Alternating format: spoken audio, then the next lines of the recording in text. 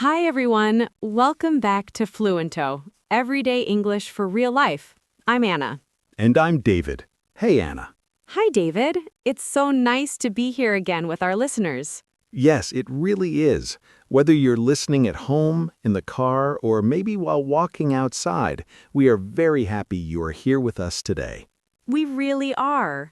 So, David, how are you feeling this morning? Did you sleep well? I slept very well, thank you. I woke up early today. The sun was just coming up. I made a cup of tea and sat by the window for a few minutes. It was very quiet, very peaceful. That sounds lovely. I love those quiet morning moments. I did something similar. I made coffee and sat outside for a little while. The air was cool and fresh. I could hear birds singing. Oh, that is so nice. Those small moments in the morning can really change how the whole day feels. They really can. And that is actually connected to what we want to talk about today. Yes, today we want to talk about something very important, something that many people are thinking about right now. We want to talk about how to find hope and calm when the world feels stressful. Stressful means full of worry, full of pressure. Many people feel this way these days, and we think this is a very important topic to discuss. Yes. And before we begin, a small note for our listeners. If this conversation helps you relax and practice English at the same time, please support the channel by liking the video. It really helps us. And if you are new here, welcome. Please subscribe to Fluento. We make these conversations for you. We want to help you learn English in a calm and friendly way. Okay, let's get started. Anna, I want to ask you something. When you look at the news these days, how do you feel? Honestly, sometimes I feel tired. The news can be very heavy. There is a lot happening in the world. A lot of problems, a lot of uncertainty. Uncertainty. That is a good word. It means we don't know what will happen next. We can't be sure about the future. And that feeling of not knowing can make us feel worried. Yes, and sometimes people feel what we call overwhelmed. Overwhelmed is when you feel like everything is too much. Too much information, too many problems, too many things to think about. It feels like a big wave is coming and you cannot stop it. That is a perfect way to explain it, like a big wave. I think many of our listeners can understand that feeling. I think so too, and it's very normal to feel this way. When the world feels difficult, our emotions respond. We feel worried, we feel sad, sometimes we feel a little hopeless. But here's the important thing. These feelings are normal. You are not wrong for feeling them. But we can also choose how long we stay in those feelings. We can find small ways to come back to calm. Exactly, and that is what we want to talk about today. Small ways to feel better. Real, simple things. Yes, and we both have some small stories to share with you. Stories from our own lives, everyday moments that reminded us that hope is still there. Let me start with a story. It happened last week. I was at the supermarket. It was a busy day. I was tired. I had a long list of things to buy. I know that feeling. Supermarkets can be very stressful when they are busy. Yes. So I was standing in line to pay. There was an older man in front of me. He was moving slowly. He was looking for his money and his bag. He looked a little nervous. Oh, I can picture this. The young cashier, the person at the register, she smiled at him. She said very gently, "No hurry, sir. Take your time." And the old man looked up. He smiled back at her. He said, "Thank you, young lady. You are very kind." That is so sweet. It was just 10 seconds, a small exchange, but I stood there and I felt something warm in my chest. I thought, the world still has kindness in it. People are still good. That small moment stayed with me for the whole day. That is a beautiful story, Anna. It shows that hope is not always something big. It is not always a great event or a big change in the world. Sometimes hope is just a smile between a cashier and an old man. Exactly. Hope lives in small things. I have a story too. Mine is from nature. Last Saturday, I went for a walk in the park near my house. I try to do this every week. It helps me clear my mind. That sounds like a wonderful habit. It really is. So I was walking and I was thinking about many things. Work, the news, some problems I had this week. My mind was busy, too busy. Our minds can be like that sometimes, full and noisy. Yes, but then I stopped. I stopped because I heard a sound. It was a small bird, a little brown bird sitting on a branch right next to the path, and it was singing, really singing, loudly and happily. Oh, I love that. I stopped and I just listened. For maybe 2 minutes, I didn't think about work, I didn't think about problems, I just listened to this little bird. And something in me relaxed. My shoulders went down. My breathing became slower. That is such a good example of a peaceful moment. A moment when you stop and you feel present. You are just here, right now, in this moment. Yes, and I walked home feeling much better. That little bird didn't solve any of my problems, but it reminded me that the world is still beautiful, even on a hard week. I love both of those stories, and I think they also teach us some important words today. Let's talk about some vocabulary. David, can you tell our listeners what the word hope means? Yes, of course. Hope is a feeling. When you have hope, you believe that good things can happen. You believe the future can be better. Hope is like a small light inside you. Even when it is dark outside, the light is still there. That is beautiful. Another word we want to talk about is peaceful. When you feel peaceful, you feel quiet inside. You feel calm. There is no big noise in your mind. Like David in the park with the bird. That was a peaceful moment. Exactly. Peaceful. And what about the word grateful? Grateful. When you feel grateful, you feel thankful. You appreciate something. You notice what is good. For example, I felt grateful when I saw the cashier be kind to the old man. I thought, I am grateful that kindness still exists. Yes, and there's a word connected to grateful. The word is gratitude. Gratitude means the feeling of being thankful. When we practice gratitude, we look for the good things in our day, even small things. I also want to talk about the word kindness. Kindness is when you are gentle and caring with other people. The cashier showed kindness to the old man. You showed kindness by stopping to listen to the bird in a way, because you gave yourself a moment of peace. That is a nice way to think about it. Kindness to others, but also kindness to yourself. Yes, and one more word, breathe. To breathe means to take air in and let it out. When we feel stressed, we often forget to breathe slowly. We breathe fast and shallow. But when we breathe slowly and deeply, our body relaxes. Our mind becomes quieter.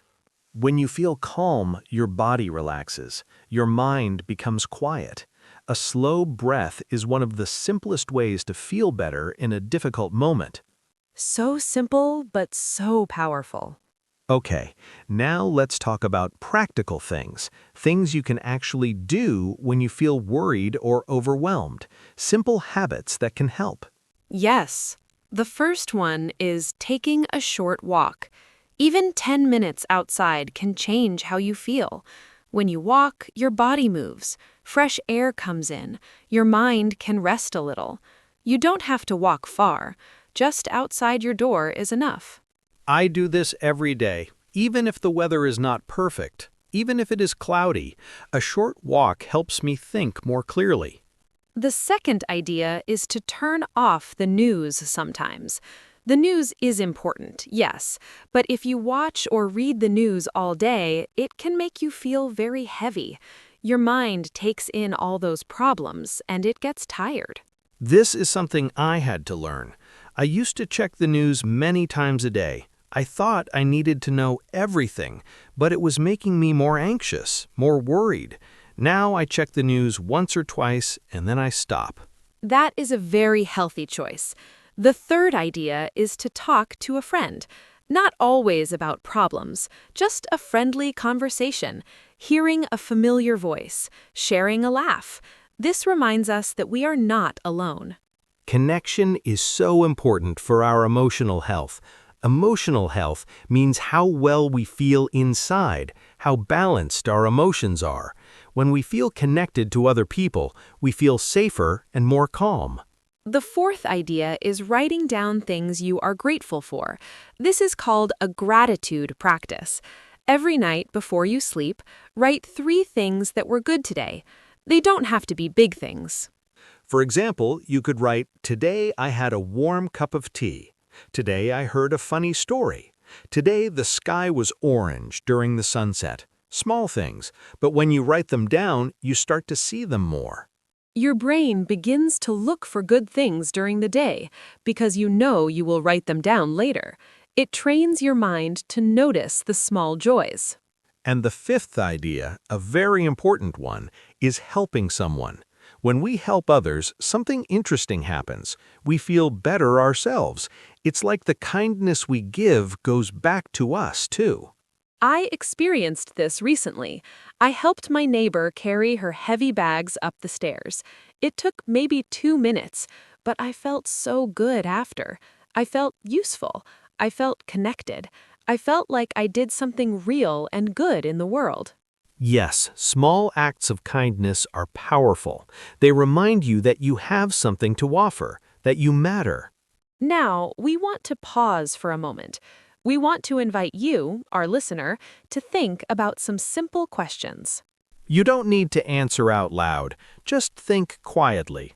Let the question sit with you for a moment. First question: what small thing made you smile today?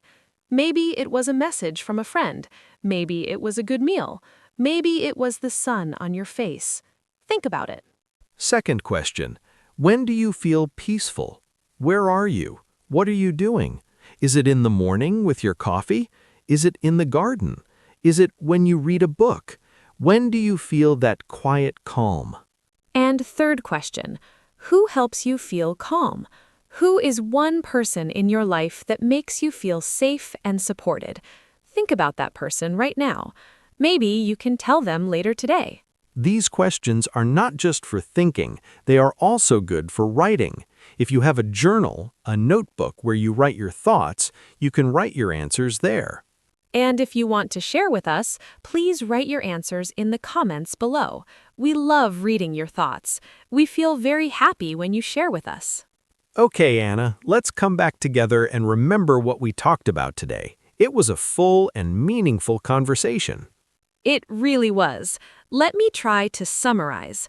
To summarize means to say the main ideas again in a short way. We started by talking about how the world can feel stressful and overwhelming.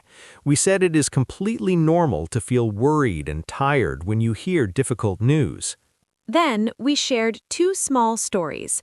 I told you about a kind cashier and an old man at the supermarket, a moment of simple, everyday kindness. David told you about a little bird singing in the park, a moment of nature and peace. These stories showed us that hope is not always big.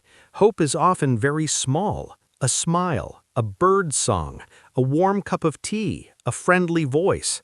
We also talked about some important vocabulary words: hope, peaceful, grateful, kindness, breathe, calm. These words are helpful for talking about our emotions in English. And we shared 5 practical habits. Take a short walk, turn off the news sometimes, talk to a friend, write down things you are grateful for, help someone. These habits are simple, but when we do them regularly, they help us feel more balanced, more hopeful, more connected. The most important idea today is this: we can choose where to put our attention. We can look at the darkness or we can look for the light. And usually there is light. You just have to look a little carefully. Small kindness matters. Hope is often found in everyday moments, and we can always choose to come back to calm, even on the most difficult days. Before we go, we have one last thought for you. You are not alone. Whatever you are going through right now, there are people around the world who feel similar things, including us. We feel these things too. And you are here. You are learning English. You are taking time for yourself. That is something to be proud of. Proud means you feel good about what you have done, and you should feel good. Learning a language is not easy, but you are doing it. Every day, a little bit more. Now we have a question for you in the comments. Please write your answer below. The question is, what gives you hope today? It can be something very small. A person, a memory, a plan for the weekend, a good meal. Anything. We want to read your answers. They make us feel hopeful too. And here is another comment question. What small moment made you smile recently? Share it with us. Let's fill the comments with small moments of joy. Yes, let's make the comments a peaceful and positive place, a little corner of calm on the internet. And if you haven't subscribed yet, please do. We make these conversations for you. Every episode is a new topic, new vocabulary, and a new chance to learn and feel good. Thank you so much for being here with us today. Your time is precious. We are very grateful that you spent some of it with Fluento. Yes, thank you everyone. Take care of yourself. Drink your tea or your coffee, go for a walk, say something kind to someone today. And remember, hope is always there. Sometimes it's just hiding in a very small place. A bird's song, a stranger's smile, a quiet morning. Look for it. Have a calm and beautiful day, everyone. See you next time. Bye for now. Bye-bye.